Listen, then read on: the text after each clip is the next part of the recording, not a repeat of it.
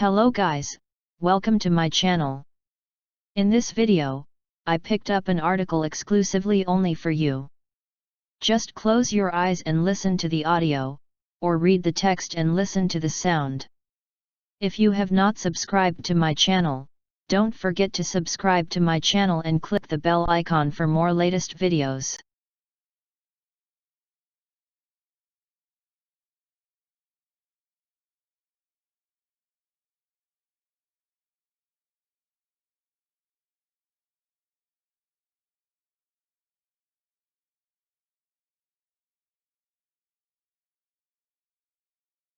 Enabling people to govern themselves. With the pandemic showing up flaws in governance institutions, this is a better way for humanity to face new challenges. Governance systems at all levels, that is, global, national, and local, have experienced stress as a fallout of the COVID-19 pandemic. Architectural flaws have been revealed in their design. Breakdowns in many subsystems had to be managed at the same time in healthcare, logistics, business, finance, and administration. The complexity of handling so many subsystems at the same time have overwhelmed governance. Solutions for one subsystem backfired on other subsystems. For example, lockdowns to make it easier to manage the health crisis have made it harder to manage economic distress simultaneously. In fact, the diversion of resources to focus on the threat to life posed by COVID-19 has increased vulnerabilities to death from other diseases, and even from malnutrition in many parts of India. A mismatch is evident. Human civilization advances with the evolution of better institutions to manage public affairs. Institutions of parliamentary democracy, for example, and the limited liability business corporation did not exist 400 years ago. Institutions of global governance, such as the United Nations and the World Trade Organization, did not exist even 100 years ago. These institutions were invented to enable human societies to produce better outcomes for their citizens. They have been put through a severe stress test now by the global health and economic crises. The test has revealed a fundamental flaw in their design. There is a mismatch in the design of governance institutions at the global level, and also in India, with the challenges they are required to manage.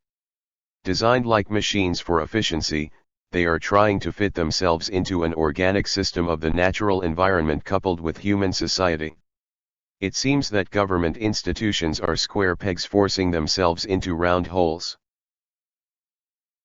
The global challenges listed in the 17 Sustainable Development Goals, SDGs, of the United Nations, which humanity must urgently address now, are systemic challenges.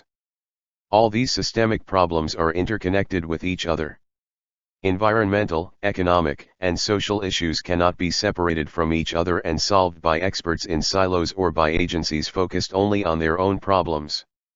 A good solution to one can create more problems for others, as government responses to the novel coronavirus, the pandemic has revealed. Even if experts in different disciplines could combine their perspectives and their siloed solutions at the global level, they will not be able to solve the systemic problems of the SDGs. Because, their solutions must fit the specific conditions of each country, and of each locality within countries too, to fit the shape of the environment and the condition of society there.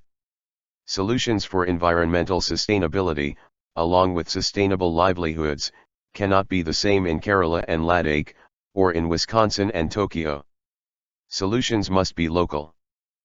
Moreover, for the local people to support the implementation of solutions, they must believe the solution is the right one for them and not a solution thrust upon them by outside experts.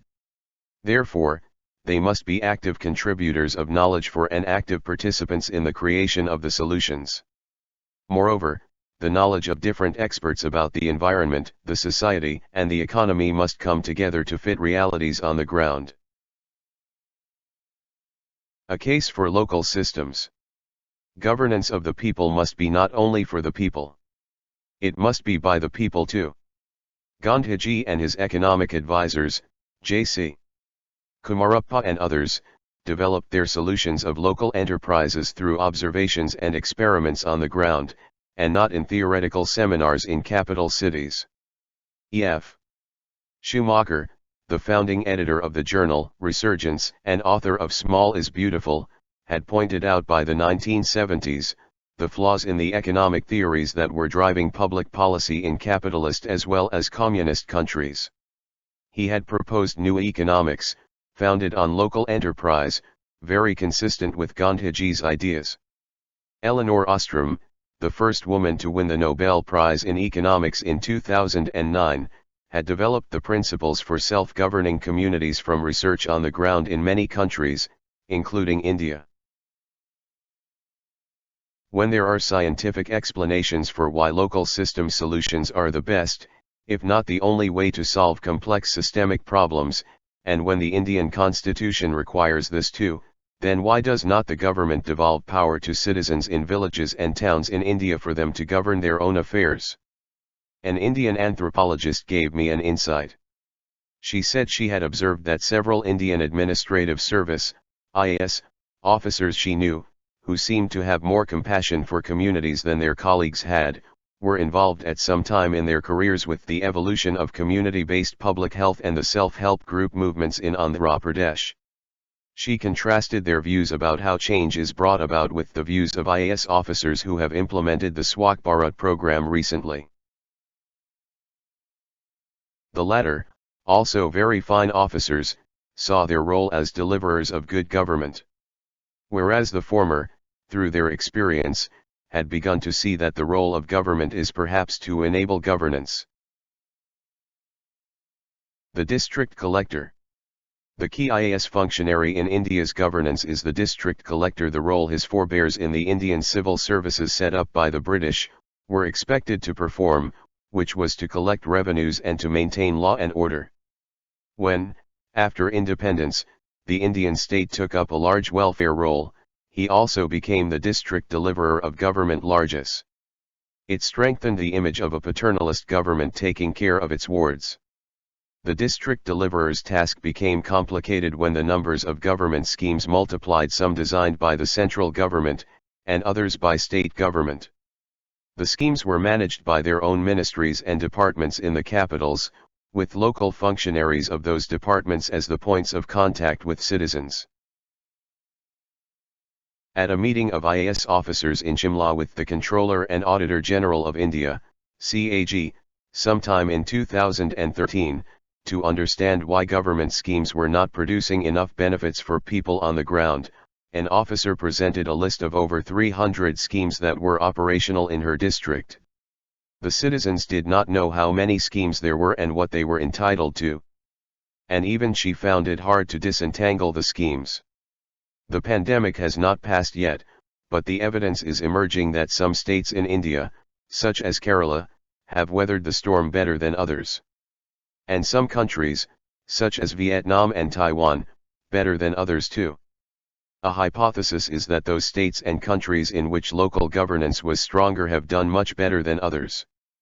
This is worthy of research by social and political scientists looking for insights now into design principles for good governance systems that can solve problems that the dominant theory of government is not able to solve.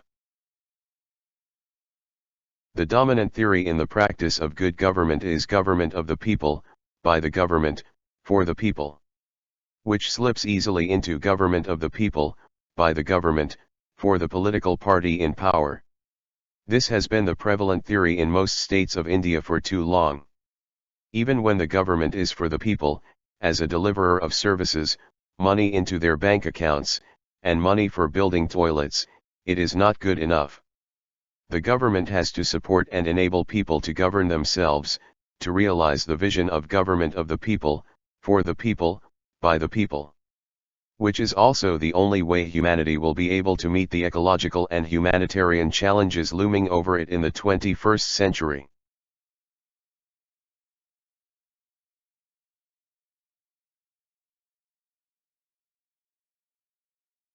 Thanks for watching this video until the end. Don't forget to subscribe to my channel and click the bell icon for more latest videos.